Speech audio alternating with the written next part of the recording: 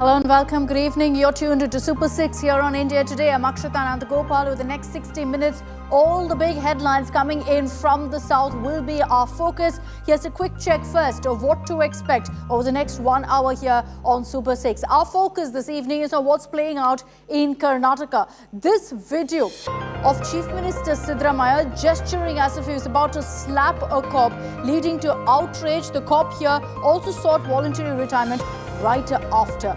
The question here that we ask is whether cops are being undermined by the Karnataka government. We'll be getting you all the latest updates and reactions on that. We'll also talk about the big story that's come in from Chennai in Tamil Nadu, where tragically a 17-year-old, a teenager, was electrocuted to death while returning back from tuition. How many more such incidents of apathy, of a failure of public infrastructure will we continue to see in some of your so-called most developed cities in the country? We'll tell you about this story as well. And also from Kerala, a special ground report coming your way on the Kerala health model. It's been appreciated, praised across the country, across the world. But is it failing? A doctor has red flagged serious shortages that's leading to surgery delays. We'll tell you what the government in Kerala has to say about these charges and these serious issues that the doctor has red flagged. I'm Akshita Nandagopal. Let's begin with the headlines. Delhi's end-of-life vehicles won't be impounded. Delhi government seeks hold on fuel denial to old vehicles. Environment Minister writes to Air Quality Commission.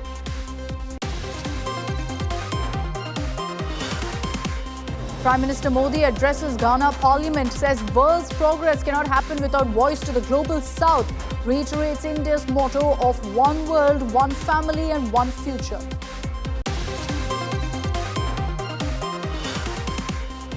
Karnataka's caste survey truth. No real census, just pasting of stickers on homes. CCTV images expose how really the caste count has happened.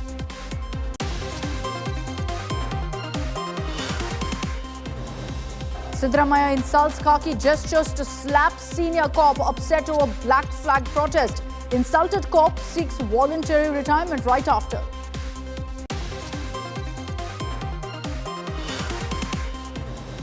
Chennai apathy murder, 17-year-old dead after stepping on live electric wire in pool of water, kills teenager. Residents say no help from electricity department despite complaint being filed 10 days ago.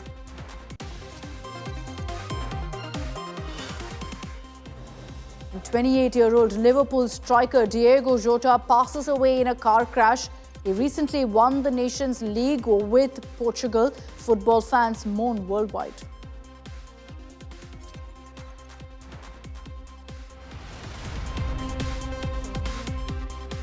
The unfortunate reality in this country is very often we see images that dents the perception of the police force. And these images show politicians treating the cops rather poorly. The latest incident from Karnataka, where Chief Minister Siddaramaiah appeared to gesture that he was going to slap a senior police officer during a Congress rally. Why did this happen? Because there was some sort of a black flag protest. Siddaramaiah was miffed over this. He calls the cop on stage and then gestures as if he's going to slap him in a message clearly threatening him, saying crack down. The fallout was immediate. The officer offered to resign, sparking political outrage. As this video went viral of Chief Minister Siddaramaiah attempting to threaten this cop, the Karnataka government is now scrambling for damage control. But then guess what? When the media today asked the Chief Minister about this particular incident, asked him what happened, why don't you give us details of why you threatened a cop? The Chief Minister went ahead and lashed out to the reporters, saying, are you from the BJP to be asking these questions? So there's no question of any sort of accountability on the part of the Karnataka Chief Minister, undermining IPS officers, undermining the Karnataka police force. Details in this report first.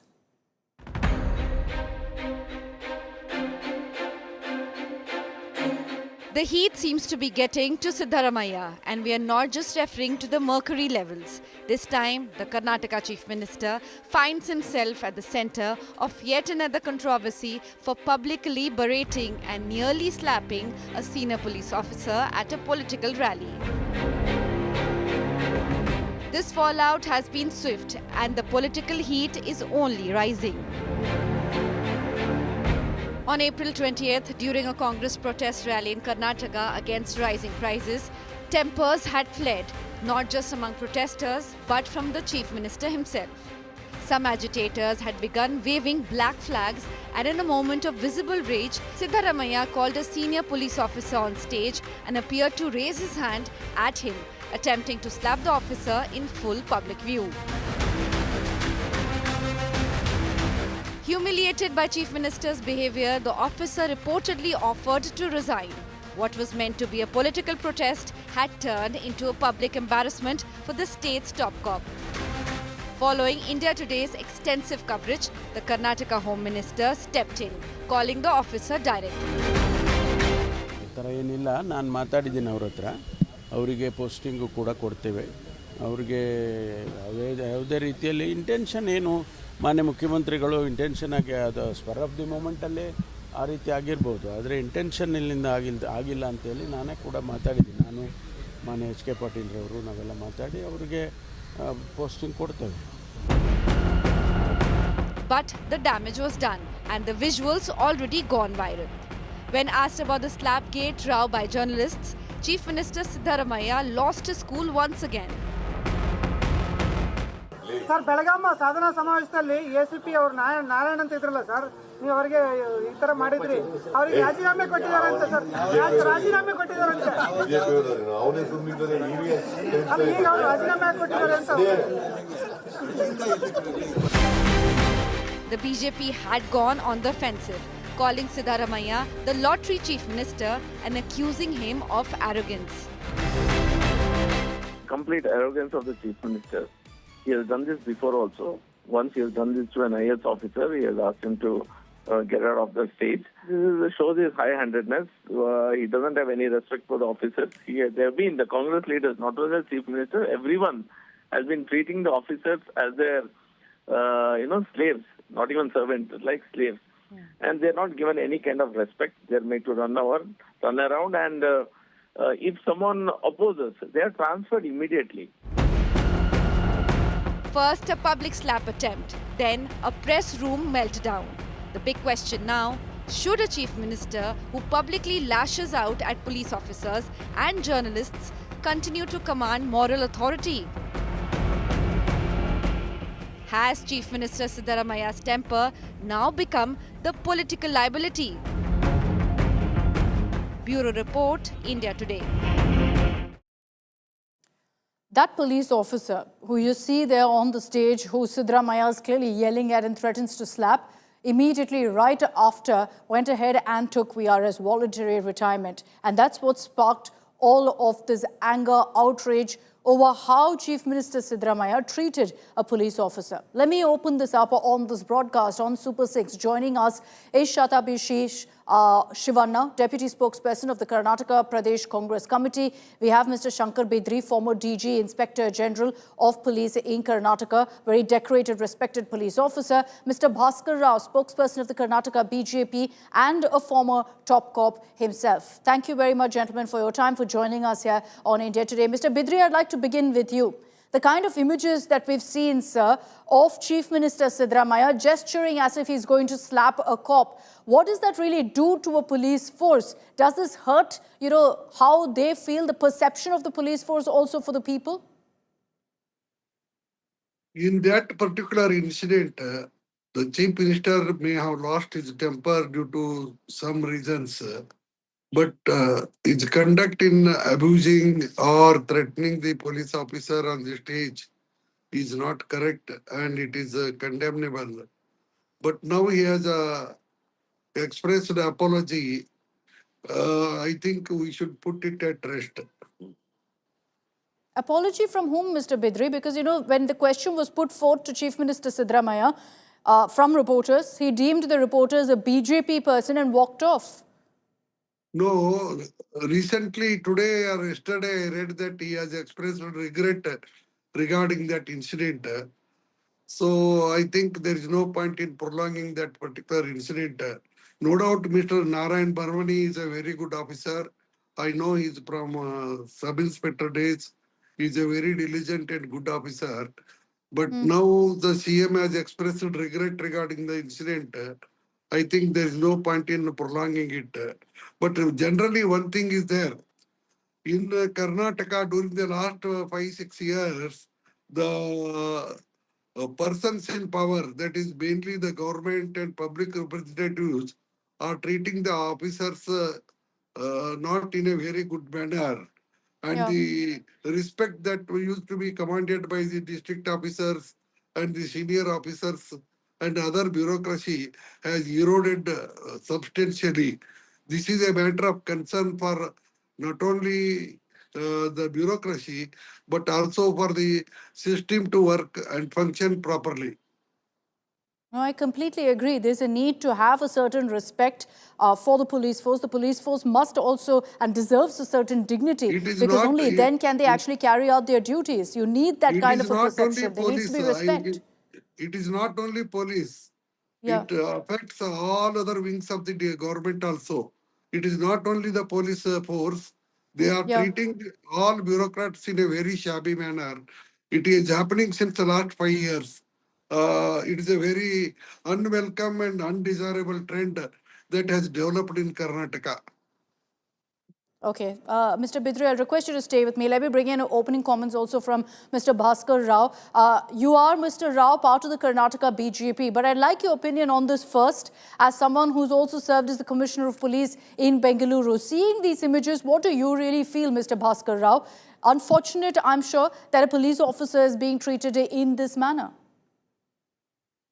The officer Narayan Barmani has worked with me also as an inspector, and a very capable officer who has done very well as regards maintenance of law and order. All that the officer was doing was preventing people from coming over to the stage to protect the chief minister. The chief minister could have told him, please allow them to come, instead of calling him in singular and threatening him to slap, etc. And he was prevented from slapping by the cabinet minister who was next to him over there. Imagine what a great controversy it would have been if his other minister colleague had not stopped him over there. Siddaramaiah is known for addressing officers in singular. Earlier, he had humiliated an IAS officer and asked him to leave the stage. Then he had placed a number of officers like Commissioner of Police, etc., under suspension. And this is something which is frustration that is coming out. Haki should never be insulted. All that the police officer was trying to do was to protect and keep the chief minister safe over there. If he has anything to say, he should be called and told in the four walls of a room instead of publicly humiliating and insulting an officer. One should never go all the way to do such thing. If had it been some other minister, we could have gone and told the chief minister. The chief minister would have suitably advised. But the chief minister himself behaves in such an uncouth manner with his own officers. Whom should we go and approach? So that is why the officer has suffered extreme humiliation, pain, and has felt it very bad among of his family members as well as his friends and admirers who have great faith in him. So that's why he has thrown in his resignation letter, said, I don't want to work under such a dispensation where there is no respect at all over there. And it is not new that Mr. Siddaramaiah is doing. He may have apologized in private, but he has insulted that officer in public. So that is the difference here. There are, police officers ideally, with such an incident coming to light, today when the Chief Minister was asked about it, he should have then gone ahead and issued a clarification that that is no way to treat a police officer. They deserve respect. He respects the uniform. That would have been the ideal message to send across, because then you're setting the record straight on how police officers must be treated. I'd like to bring in also Shatabish Shivanna of the Karnataka Congress. Shivanna, the way this has played out right now, it doesn't look good for the Karnataka government, for the Karnataka Chief Minister, and I hope you don't come out to defend what's happened.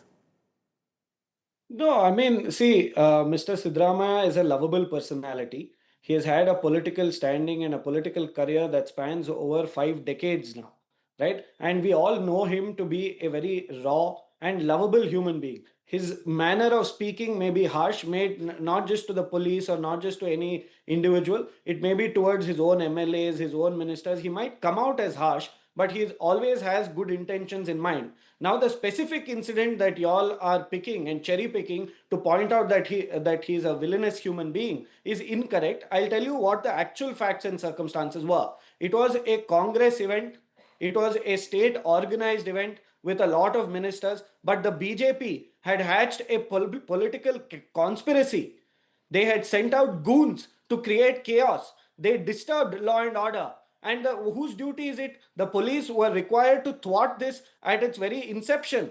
The BJP has provoked their karyakartas, their sitting Zilla Panchayat and Panchayat members to come to a Congress function and create chaos. Is this the manner in which we will lead democracy in the future? Imagine that the Congress party starts doing this or replicating this in BJP functions. Where will we go? And insofar as the police is concerned, it was their bound duty to anticipate such an incident, to ensure that law and order is maintained. And, at the spur of the moment, the Honorable Chief Minister has summoned the concerned officer and said, take action immediately. What are you doing? Are you sleeping? Shivanna, You are you going to then? cherry pick.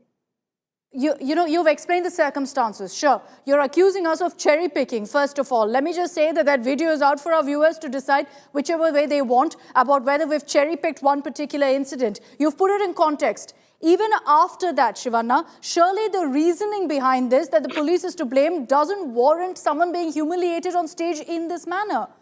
He is the chief minister. He has a right to pull up the police. No one's questioning that. The question is in the manner in which it's done. Is that something you find agreeable? No, see, the Congress party has always respected the uniform, and the Home Minister has made it amply clear that he has engaged in mediation and communication with him. The Honorable Chief Minister, too, has expressed regret that such an incident or act must not have happened. But in the spur of the moment, the manner in which the BJP very carefully orchestrated a political conspiracy to disturb law and order and peace, he has reacted in that fashion. And even when the Honorable Chief Minister was addressing the media today, he said when the officer himself does not have a problem, why is the media making a mountain out of a molehill? And let me make it clear, I don't know if Bhaskar Rao sir is aware of the comments that this very same officer has come out and made in the open. He has addressed the media and said, I will abide by my duties, I will abide by the direction of the Honorable Chief Minister and the Home Minister. I will continue my duties. When he himself is subsiding the issue, to take political mileage from this is incorrect, is what I'm saying. Okay, Mr. Bhaskar Rao, you wanted to make a point. Whatever defense Mr. Shivanna gives, can he condone this kind of behavior? He may have been in political life for 50 years, but we have all worked under chief ministers like Mr. Bangarappa, Veerappa Moily, S.M. Krishna, Dharam Singh, and very, very senior ministers also. Nobody has addressed police persons in singular or officers in singular over there. He can take liberties with his MLAs or he can take liberty with deputy spokesperson or spokesperson. But we are here to serve the country. We are here to serve the city and the nation over there. All that the police officer was doing was maintaining law and order. Does he deserve to be humiliated? He wasn't. Talk back at the chief minister. The police are sworn to protect the constitution. What if the police person had spoken back? Just because our employment conditions are in your hands, does it mean you should speak to us like this? Please have some kind of decency and decorum while addressing others over there. We may be working under you, we may be working under your government, but all of us have got self-respect also over there. And what is it that we were doing? We were protecting you from a mob. Anything could have happened. And in distress, you finally rely on us. So whatever Mr. Shivanna says, he's confined to his party, his home, or his inner circle. When you are outside in a public domain, one has to show exemplary and proper behavior, which Mr. Siddaramaiah has repeatedly failed to show. And we are all aware of Shivanna, your response to what Mr. Bhaskar Rao is saying, in effect, what these kind of incidents do is it kind of brings down the morality of the police force, one. Second, the public perception of the police force. You're weakening that when you see these kind of videos of a cop almost getting slapped on stage.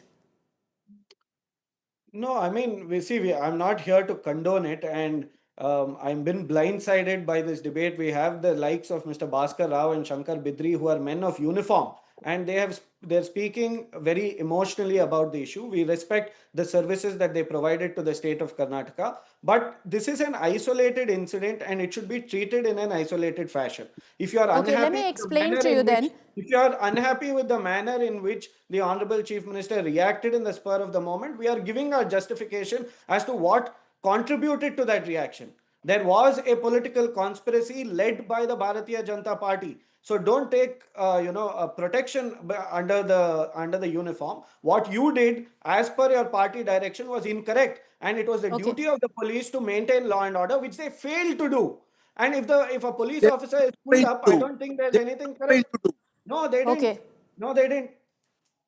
Okay, Shivanna, my question to you here is, you're referring to this as a one-off incident that you're saying everyone's picking up on for political gains. Now, the problem is that in the last few weeks, there's been a trend of sorts. And what am I referring to? I'm referring to the fact that in the aftermath of the stampede, you had senior IPS officers being suspended, transferred. And one of those, you've had also in the last 24 hours, the suspension being revoked. And so that again has led to questions on whether this is the Karnataka government scapegoating IPS officers in light of what happened. That, coupled with this incident, Shivanna, is what's led to questions about whether the Karnataka government is being respectful to the police force or not.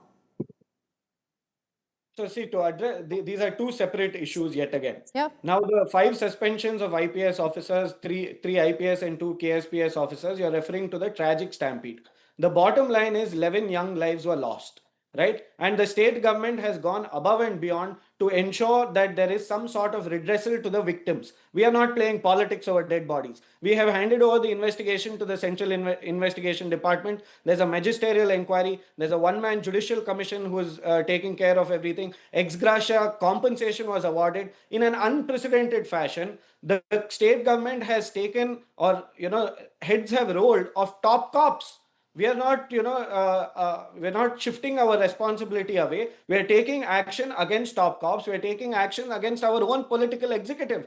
Now, the question before the CAT or the High Court was whether that suspension is justified. And the state government, through the Additional Advocate General and the Advocate General, has placed prima facie material, relevant records, and the extracts of the police manuals, etc., and ensured that there has been prima facie dereliction of duty on part of the police. Now, it is our duty, right, to establish to the High Court whether the suspension is correct or not. And as Bhaskar Rao was appropriately saying, once they wear a uniform, they have taken an oath to prevent crime and to protect every single individual. Now, 11 young lives have been lost, and the police are trying to absolve themselves from their liability. That will not be allowed. The question here, Shivanna, is whether the police was also scapegoated in that particular incident.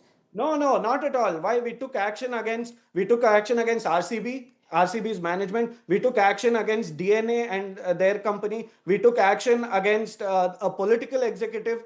The political secretary of the Honorable Chief Minister was relieved from his duties, including the cops. Now, are you trying to tell me that the cops had no role to play at all leading to this incident? Should they be absolved of all sorts of liability? They don't shoulder any responsibility to the loss of 11 lives?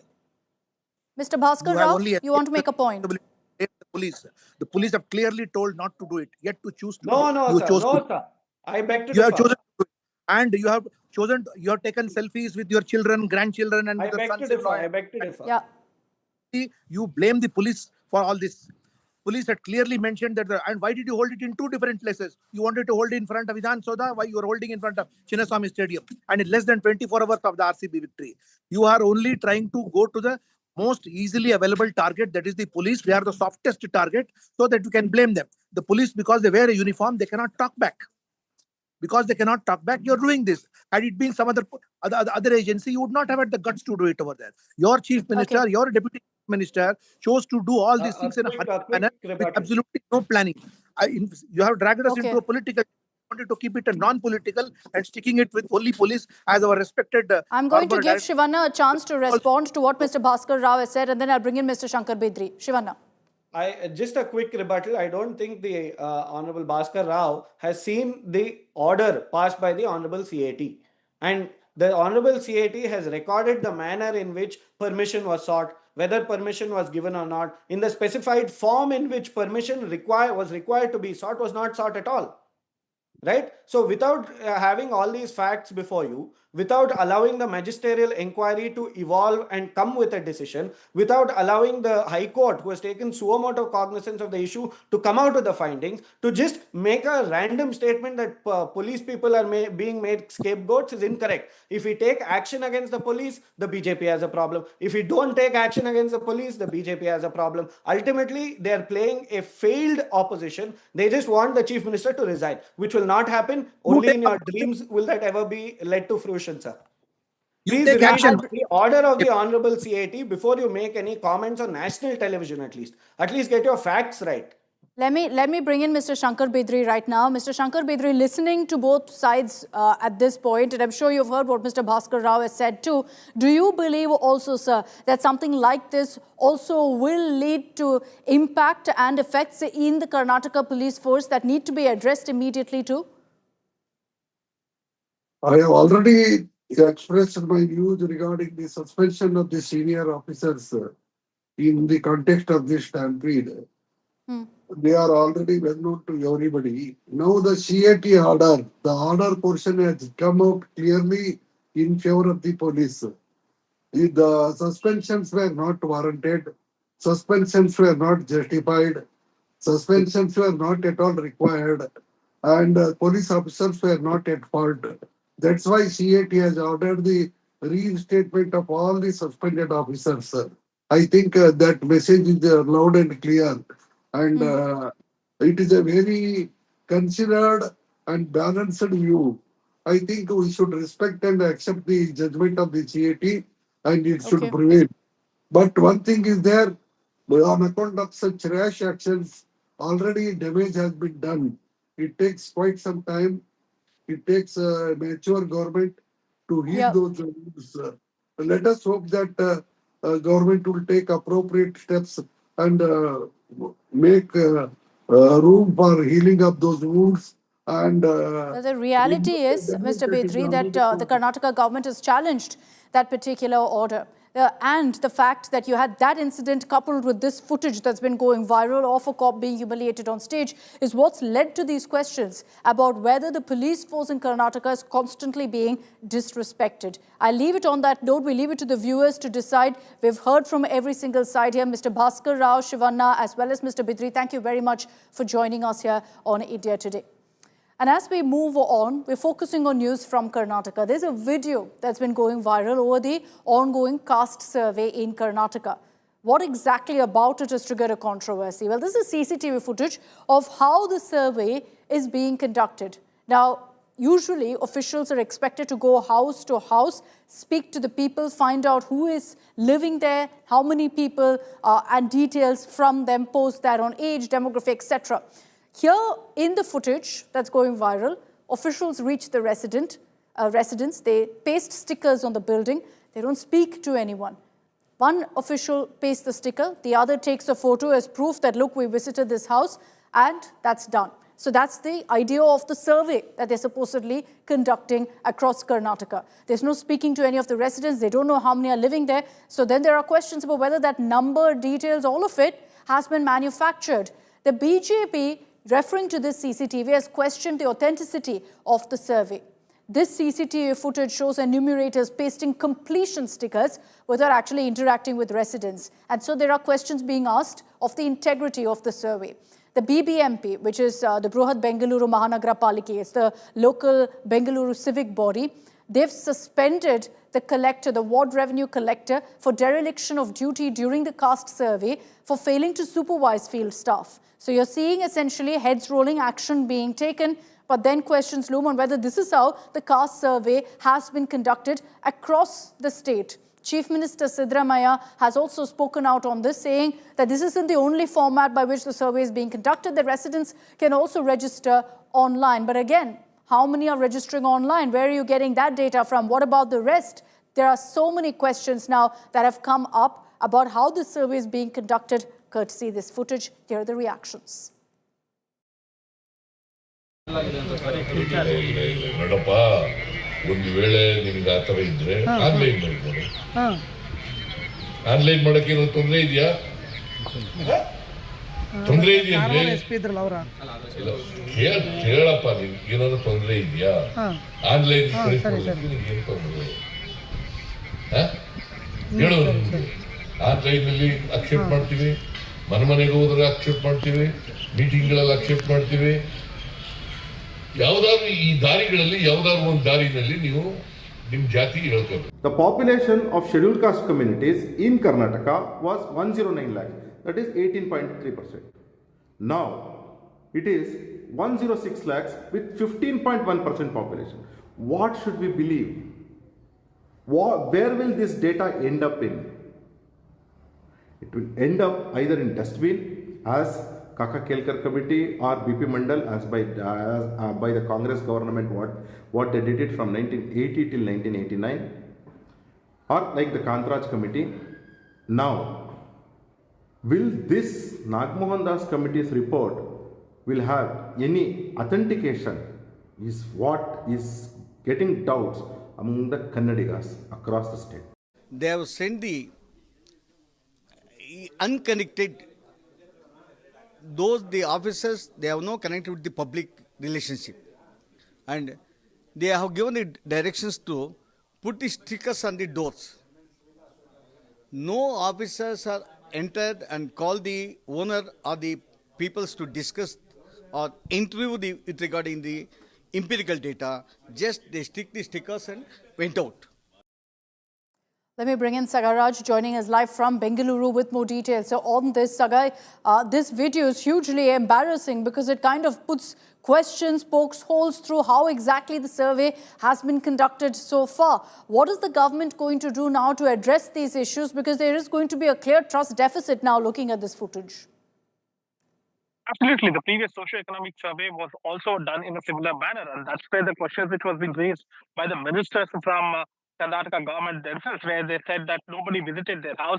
Even the opposition said that nobody even came to my house and took the census, and it was unscientific, and the entire demography was not covered even at that point of time. A similar kind of situation exists even now, where the survey has been done. The CCTV footage clearly shows that thanks to technology, the CCTV footage and the mobile footage clearly shows that they come there, stick the stickers and go there. They say that they have done the survey. So because the government is asking an accountability from the personals, the officers from the BBMP, whoever conducts this particular survey, saying that if you visit a house, go ahead and ensure that you stick a sticker there to show that you have conducted a survey, so that you have an accountability. You know that you have conducted a survey, and there cannot be any kind of duplicate work which will be done. So it can avoid a lot of manipulation and extra works. But still, these people go ahead and put on the sticker saying that they have done a survey, but they don't get any kind of numbers from them. They don't get the census from them. This clearly shows that the failure of the system here in Bengaluru. The BBMP has quickly acted on it, taken relevant action against all those people. But how far this particular survey will have effective reply and proper response from the people is a big question.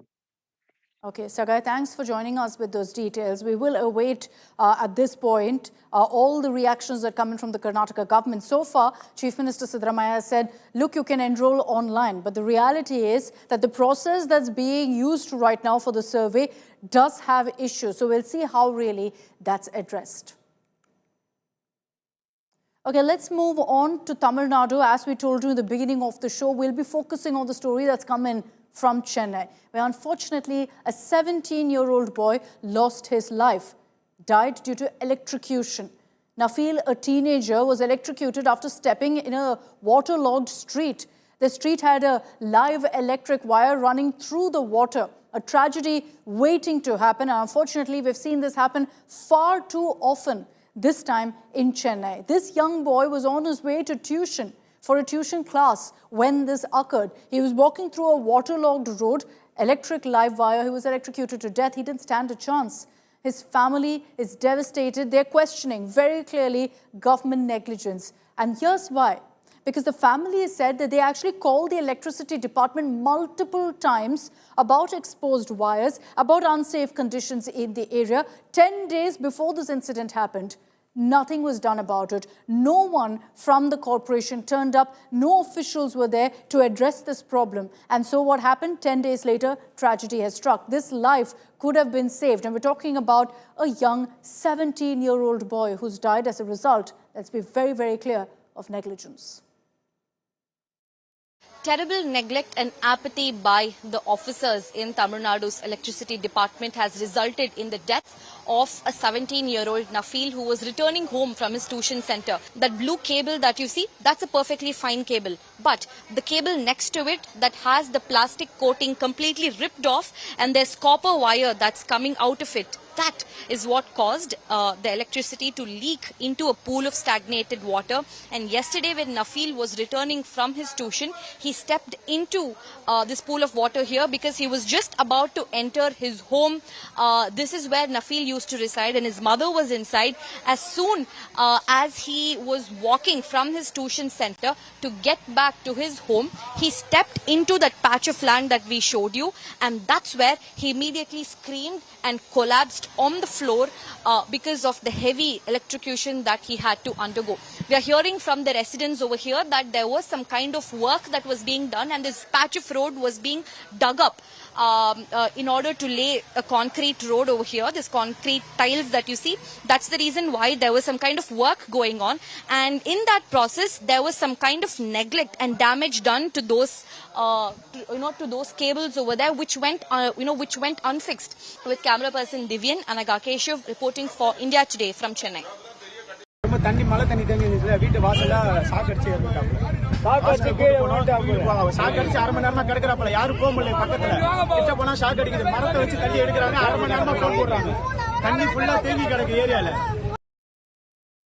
The locals angry there for obvious reasons. Anaga Keshav is joining me live on this broadcast. Anaga, you've spoken to the family members, to the locals. They are saying at this point that they had issued clear complaints. There were complaints sent across to the electricity department and nothing was done to address this problem. Well, that's right, Akshita. In fact, the residents who are residing on that particular street, they tried reaching out to the EB board multiple times, but every single attempt went to no avail. The officers, they either hung up the call insensitively or did some sort of a hollow assurance that somebody would turn up, but nobody really did. And remember, this had been happening for the last 10 days. This life that was lost, that could have been avoided. But despite multiple alerts being sent to the officers of electricity department, nothing was being done. And that resulted in the loss of life of a young 17-year-old boy. In fact, in that particular, there were two dug up cables, one that was perfectly fine, but there was another neighboring cable that had live copper wire sticking out, and that resulted in leaking of electricity into a pool of stagnated water, which resulted in young Mohammed Nafeel's death.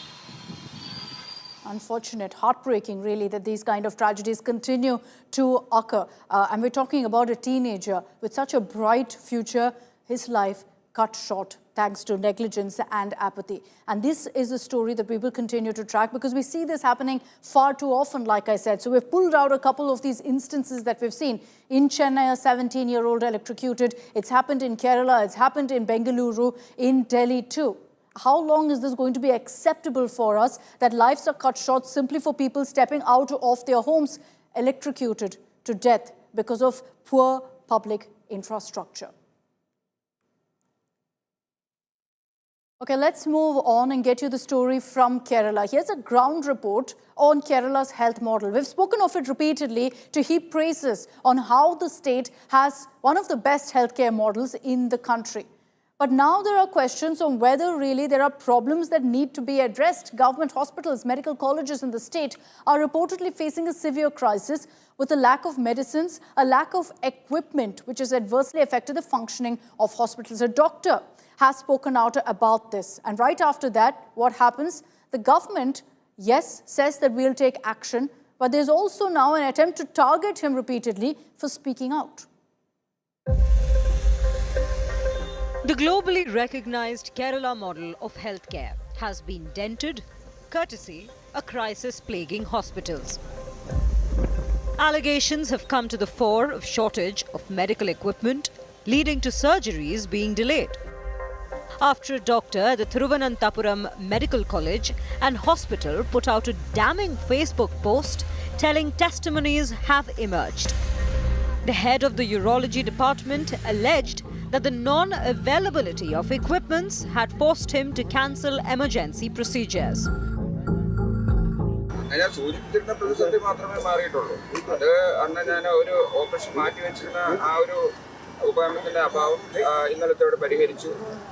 അത് പിന്നെ ആ രോഗികൾക്കൊക്കെ surgery ഇന്നലെ തന്നെ കഴിഞ്ഞു. അവരെ ഇന്നോ നാളെ discharge ചെയ്യാൻ പറ്റും. പക്ഷേ ഇതുപോലത്തെ ഉപകരണങ്ങളുടെ ക്ഷാമം പലതും ഉണ്ട് നിലവിൽ. അത് ഞാൻ അന്ന് വിദഗ്ധ സമിതിയോട് ഞാൻ എല്ലാം അതിൻ്റെ എല്ലാ തെളിവുകളോടെ തന്നെ സൂചിപ്പിച്ചിരുന്നു. Soon enough, patients and relatives came forward, sharing their experience. There were 10 to 12 people in that ward and they asked money to all these people. They asked for 4,000 to 5,000 rupees from each. We informed them that we have no money and we have one more surgery remaining. They said that the money is not for them but to buy and repair machinery for surgeries. Kerala Health Minister Veena George, reacting to these shocking testimonies, has assured action. എന്നിട്ടും പോരാ, സിസ്റ്റത്തിൽ correction ഉണ്ടാകണം. അങ്ങനെ സൂക്ഷ്മമായ correction ആവശ്യം ഉണ്ട് എന്നുള്ളത് അദ്ദേഹം ചൂണ്ടിക്കാണിച്ചത് അതാണ്. അദ്ദേഹത്തിന് വിശ്വാസമുള്ളത് കൊണ്ട് ആണത് ചെയ്തിട്ടുള്ളതെന്ന് ഞാൻ കരുതുന്നു. അദ്ദേഹത്തിന്റെ ഇമ്മീഡിയറ്റ് ആയിട്ടുള്ള ആളുകളെ അറിയിച്ചിട്ട് അത് സാധിക്കാതെ വരുമ്പോൾ അദ്ദേഹം അത് ശ്രദ്ധിക്കേണ്ട ഇടത്ത് അത് എത്തുന്നതിന് വേണ്ടിയിട്ട് ചെയ്തത് ആയിരിക്കാം. പക്ഷെ അത് പരിശോധിക്കപ്പെടട്ടെ. സിസ്റ്റം എന്ന് പറയുമ്പോൾ എല്ലാവരും ഉണ്ട്, എല്ലാ സർക്കാരുമുണ്ട്, പോയി ചികിത്സിക്കാൻ. But while the health minister promised action, Chief Minister Pinarayi Vijayan accused the doctor of tarnishing the state's image. Thiruvananthapuram medical കോളേജുമായി ബന്ധപ്പെട്ട് വന്ന വാർത്തയിലെ തെറ്റായ ഒരാളാണെന്ന് ആരും പറയുന്നില്ല. നല്ല അർപ്പണബോധത്തോടെ ജോലി എടുക്കുന്ന ആളാണെന്ന് തന്നെയാണ് പറയുന്നത്. പൊതുവെ അങ്ങനെയാണ് അഭിപ്രായം കേൾക്കുന്നത്. പക്ഷെ അദ്ദേഹത്തെ ഉപയോഗിച്ചുകൊണ്ട് ഇപ്പൊ നടന്നതെന്താ? ഒരു government servant. The opposition has lashed out at the statement from the Chief Minister, accusing the government of targeting the whistleblower doctor. Chief Minister and CPM Secretary is threatening that doctor who brought this matter, serious matter, among the public. This is not right. This is very unfair. With Chief Minister's statement, the support for the doctor is only mounting. The Congress and BJP has planned extensive campaign programs against the state government.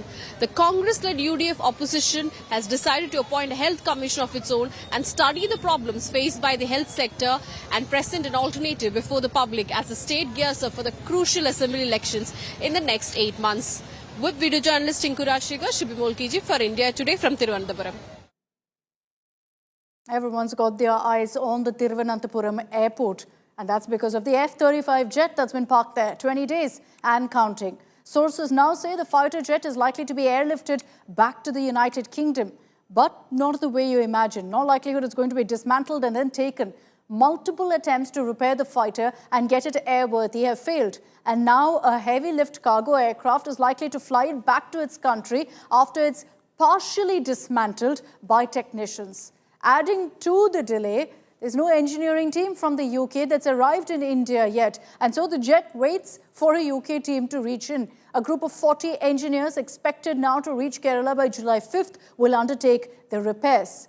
This is, remember, an F-35B, which on June 14th, part of the HMS Prince of Wales Carrier Strike Group conducting operations off the coast of Kerala, landed in Thiruvananthapuram airport after seeking permission because of adverse weather and low fuel, forcing it to make that emergency diversion. The IAF has facilitated the safe landing, providing refueling and logistical assistance. For the longest time, the fighter jet was out there braving the monsoons on, in fact, the airport runway. Finally, it was moved into a hangar with 24/7 security. A car crash in Spain has stunned the sporting world. Weeks after winning the Nations League and a month after winning the Premier League, 28-year-old Diogo Jota died in a car crash. More details of what exactly happened in this report. In a tragic turn of events that has sent shockwaves around the globe, Portugal and Liverpool forward Diogo Jota died in a horrific car crash in Spain. Even his younger brother, 25-year-old Andre Silva, died in the horrific accident. It is believed that the two brothers were in a Lamborghini car that suffered a tire blowout as they tried overtaking another vehicle. He is survived by 3 young kids and his wife, whom he had married just 11 days ago. A statement issued by the club read that they were devastated by the tragic passing of the Portuguese and is trying to come to terms with the unimaginable loss. Other Premier League clubs also took to social media platforms to extend support to the Merseyside club in this tough moment. Devastated Liverpool fans reached the stadium to pay their tributes to one of their cherished lads. A Premier League and a Nations League winner in 2025, Diogo had a promising career ahead of him. His departure, both untimely and tragic, will take some time for the football community to digest as it mourns a talent gone too soon. Sports Bureau, India Today.